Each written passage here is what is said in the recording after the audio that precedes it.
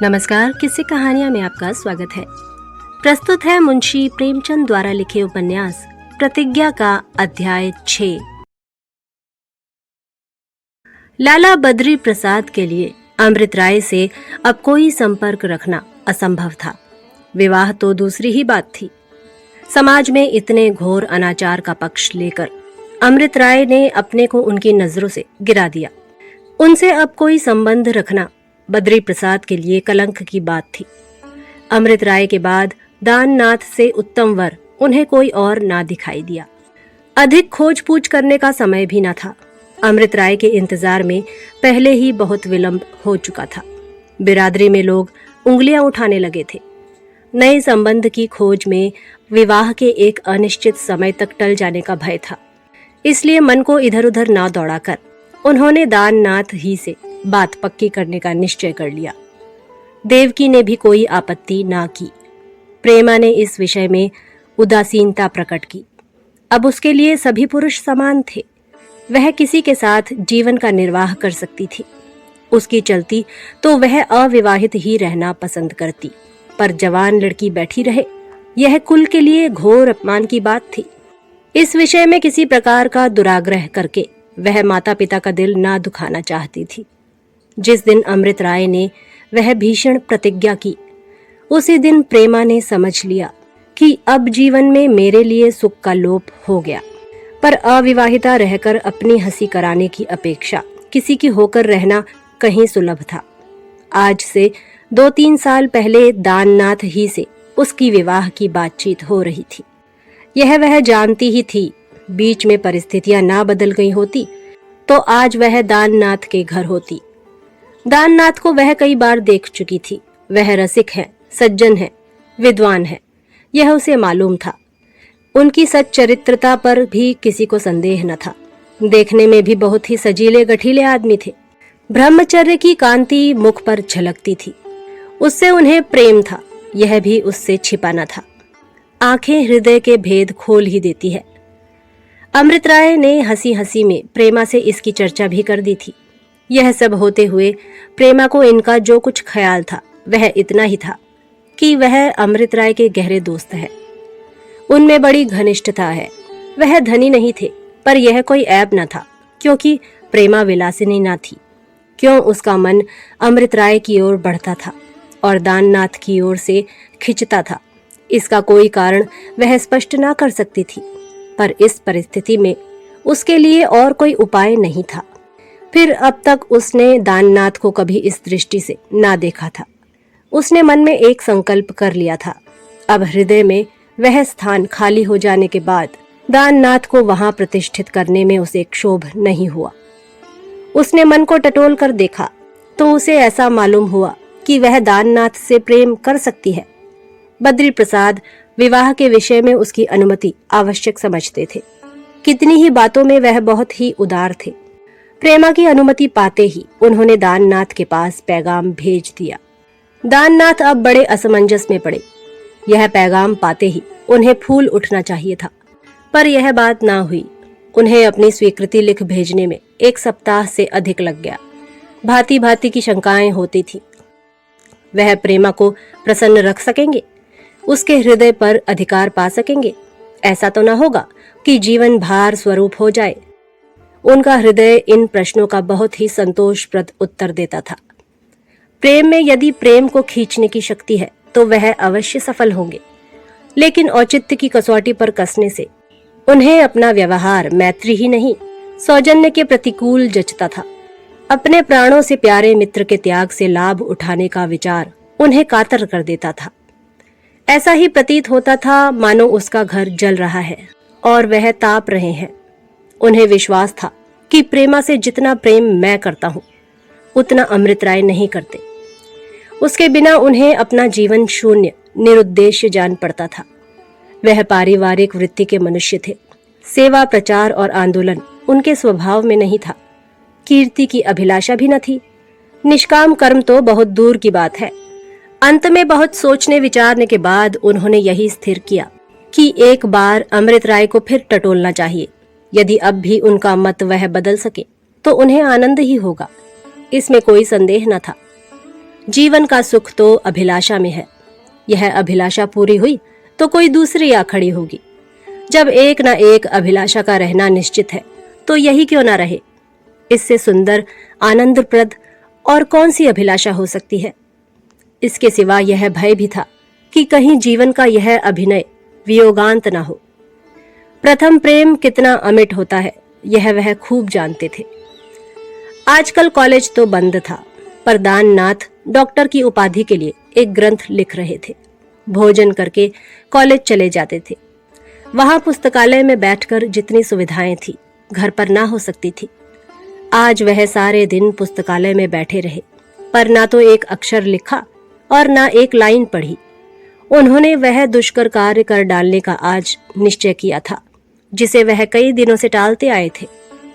क्या क्या बातें होंगी, मन में यही सोचते हुए वह अमृत राय के बंगले पर जा पहुंचे। सूर्यदेव पुष्पों और पल्लवों पर अपने अंतिम प्रसाद की स्वर्ण वर्षा करते हुए जा रहे थे। टमटम तैयार खड़ी थी, पर अमृत राय का पता न था। नौकर से पूछा तो मालूम हुआ कि कमरे में है। कमरे के द्वार का पर्दा उठाते हुए बोले, भले आदमी, तुम्हें गर्मी भी नहीं लगती?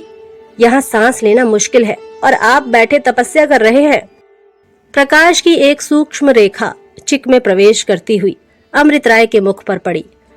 अमृत राय चौंक पड़े। वह मुख पीत वर्ण हो रहा था। 8-10 दिन पहले जो कांति थी उसका कहीं नाम तक न था। घबरा कर कहा, यह तुम्हारी क्या दशा है? कहीं लू तो नहीं लग गई? कैसी तबीयत है? अमृत राय ने दाननाथ को गले लगाते हुए कहा, ऐसा भी कभी हुआ है कि तुमने मुझे देखकर कहा हो, आजकल तुम खूब हरे हो? तुम्हें तो मैं हमेशा ही बीमार नजर आता हूँ, हर बार पहले से अधिक। जीता कैसे हूँ यह भगवान ही जाने। दाननाथ हंस पड़े, पर अमृत राय को हंसी ना आई। गंभीर स्वर में बोले, सारी दुनिया के सिद्धांत चाटे बैठे हो, अभी स्वास्थ्य रक्षा पर बोलना पड़े तो इस विषय के पंडितों को भी लज्जित कर दोगे, पर इतना नहीं हो सकता कि शाम को सैर ही कर लिया करो। दाननाथ ने मुस्कुराते हुए कहा, मेरे पास टमटम होती तो सारे दिन दौड़ता। घोड़ा भी याद करता कि किसी से पाला पड़ा था। पैदल मुझे सैर में मजा नहीं आता। अब निकालो, कुछ सिगार विगार निकालोगे या बूढ़ों की तरह कोसते ही जाओगे? तुम्हें संसार में बड़े बड़े काम करने हैं, तुम देह की रक्षा करो। तुम्ही ने तो संसार का उद्धार करने का ठेका लिया है। यहाँ क्या एक दिन चुपके से चल देना है? चाहता तो मैं भी यही हूँ कि संयम नियम के साथ रहूं, लेकिन जब निभ जाए तब तो। कितनी बार दंड मुकदर डंबेल शुरू किया, पर कभी निभा सकता? आखिर समझ गया कि स्वास्थ्य मेरे लिए है ही नहीं, फिर उसके लिए क्यों व्यर्थ में जान दूं? इतना जानता हूं कि रोगियों की आयु लंबी होती है। तुम साल में एक बार मलेरिया के दिनों में मरकर जीते हो। तुम्हें ज्वर आता है तो सीधा 106 अंश तक जा पहुंचता है। मुझे एक तो ज्वर आता ही नहीं, और आता भी है तो 101 अंश से आगे बढ़ने का साहस नहीं करता। देख लेना, तुम मुझसे पहले चलोगे। हालांकि मेरी हार्दिक इच्छा यही है कि तुम्हारी गोद में मेरे प्राण निकले।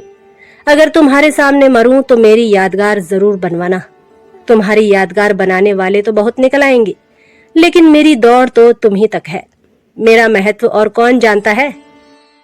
इन उच्छृंखल शब्दों में विनोद के साथ कितनी आत्मीयता, कितना प्रगाढ़ स्नेह भरा हुआ था कि दोनों ही मित्रों की आंखें सजल हो गई। दाननाथ तो मुस्कुरा पड़े, लेकिन अमृत राय का मुख गंभीर हो गया। दाननाथ तो हंसमुख थे, पर विनोद की शैली किसी मर्मांतक वेदना का पता दे रही थी। अमृत राय ने पूछा, लाला बद्री प्रसाद के यहाँ से कोई संदेशा आया? तुम तो इधर कई दिन से दिखाई ही नहीं दिए। मैं समझ गया कि वहां अपना रंग जमा रहे होंगे, इसीलिए गया भी नहीं। अमृत राय ने यह प्रसंग छेड़कर दाननाथ पर बड़ा एहसान किया, नहीं तो वह यहाँ घंटों गपशप करते रहने पर भी यह प्रश्न मुख पर ना ला सकते थे। अब भी उनके मुख के भाव से कुछ ऐसा जान पड़ा कि यह प्रसंग व्यर्थ छेड़ा गया। बड़े संकोच के साथ बोले, हाँ, संदेशा तो आया है, पर मैंने जवाब दे दिया। अमृत राय ने घबराकर पूछा, क्या जवाब दे दिया? दाननाथ ने कहा, जो मेरे जी में आया। आखिर सुनो तो, तुम्हारे जी में क्या आया? यही कि मुझे स्वीकार नहीं है। यह क्यों भाई? क्या प्रेमा तुम्हारे योग्य नहीं है? नहीं, यह बात नहीं। मैं खुद उनके योग्य नहीं हूं। अमृत राय ने तीव्र स्वर में कहा। उसके योग्य नहीं हो तो इतने दिनों से उसके नाम पर तपस्या क्यों कर रहे हो? मैं बीच में ना आ पड़ता तो क्या इसमें कोई संदेह है कि उससे तुम्हारा विवाह हो गया होता? मैंने देखा कि तुम इस शोक में अपना जीवन नष्ट किए डालते हो। तुमने कितने ही पैगाम लौटा दिए, यहाँ तक कि मुझे इसके सिवाय कोई उपाय न रहा कि मैं तुम्हारे रास्ते से हट जाऊं। मुझे भय हुआ कि उसके वियोग में घुलते घुलते कहीं तुम एक दिन मुझे अकेला छोड़कर बचता धंधा ना करो। मैंने अपने हृदय को टटोला तो मुझे जान पड़ा मैं यह आघात सह सकता हूं, पर तुम नहीं सह सकते। भले आदमी, तुम्हारे लिए तो मैं अपने ऊपर इतना बड़ा जब्र किया और अब तुम कन्या काट रहे हो। अब अगर तुमने कोई मीन मेख निकाली तो मैं मार ही डालूंगा, समझ लेना। चुपके से मेरी टमटम पर बैठो और लाला बद्री प्रसाद के पास जाकर मामला खरा कराओ। दाननाथ ने बिजली का बटन दबाते हुए कहा। तुम इस प्रकार काम को जितना आसान समझते हो उतना आसान नहीं है, कम से कम मेरे लिए। अमृत राय ने मित्र के मुख को स्नेह में डूबी हुई आंखों से देखकर कहा। यह जानता हूं, बेशक आसान नहीं है। मैं ही पहले बाधक था, मैं ही अब भी बाधक हूं, लेकिन तुम जानते हो मैंने एक बार जो बात ठान ली वह ठान ली। अब ब्रह्मा भी उतर आए तो मुझे विचलित नहीं कर सकते। पंडित अमरनाथ की युक्ति मेरे मन में बैठ गई। मुझे ऐसा जान पड़ता है कि प्रेमा ही नहीं, किसी कुंवारी से विवाह करने का अधिकार मुझे नहीं है। ईश्वर ने वह अधिकार मेरे हाथ से छीन लिया। प्रेमा जैसी दुर्लभ वस्तु को पाकर छोड़ देने का मुझे कितना दुख हो रहा है यह मैं ही जानता हूँ, और कुछ कुछ तुम भी जानते हो। लेकिन इस शोक में चाहे मेरे प्राण ही निकल जाएं, जिसकी कोई संभावना नहीं है, तो भी मैं अपने विधुर जीवन में प्रेमा को प्रवेश ना करने दूंगा। अब तो तुम मेरी ओर से निश्चिंत हो गए। दाननाथ अब भी निश्चिंत नहीं हुए थे। उसके मन में एक नहीं सैकड़ों बाधाएं आ रही थीं। इस भय से कि यह नई आशंका सुनकर अमृत राय हंस ना पड़े, वह स्वयं हंसकर बोले, मुझ जैसे लफंगे को प्रेमा स्वीकार करेगी? यह भी ध्यान में आया है जनाब के? अमृत राय ने जोर से कहकहा मारा। भाई वाह, क्या बात सूझी है तुम्हें, मानता हूं। अरे मूर्ख चंद, जब लाला बद्री प्रसाद ने तुम्हारे यहाँ पैगाम भेजा तो समझ लो उन्होंने प्रेमा से पूछ लिया है। इसका निश्चय किए बिना वह कभी पैगाम ना भेजते। कन्या को ऊंची शिक्षा देने का प्रायश्चित तो उन्हें भी करना ही पड़ता है। कुछ बातों में तो वह हम लोगों से भी उदार है और कुछ बातों में मूर्खों से भी पीछे। पर्दे से उन्हें चिढ़ है, यह जानते ही हो। विधवा विवाह उनकी नजर में सबसे घोर सामाजिक अनाचार है। तुम्हारी यह शंका तो निर्मूल सिद्ध हुई। हाँ, यह शंका हो सकती है कि प्रेमा को तुमसे प्रेम ना हो, लेकिन ऐसी शंका करना ही प्रेमा के प्रति घोर अन्याय है। वह कुल प्रथा पर मर मिटने वाली सच्ची आर्य रमणी है। उनके प्रेम का अर्थ ही है पति प्रेम। प्रेम का दूसरा कोई रूप वह जानती ही नहीं और ना शायद जानेगी। मुझसे उसे इसलिए प्रेम था कि वह मुझे अपना भावी पति समझती थी। बस उसका प्रेम उसके कर्तव्य के अधीन है।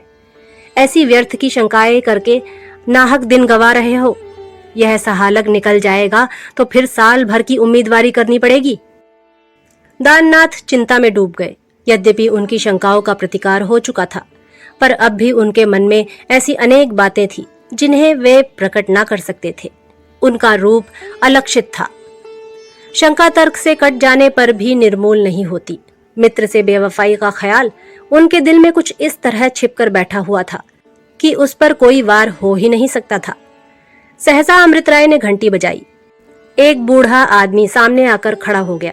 अमृत राय ने लाला बद्री प्रसाद के नाम एक पत्र लिखा और दाननाथ से बोले, इस पर दस्तखत कर दो। दाननाथ खिड़की के सामने खड़े सिगरेट पी रहे थे।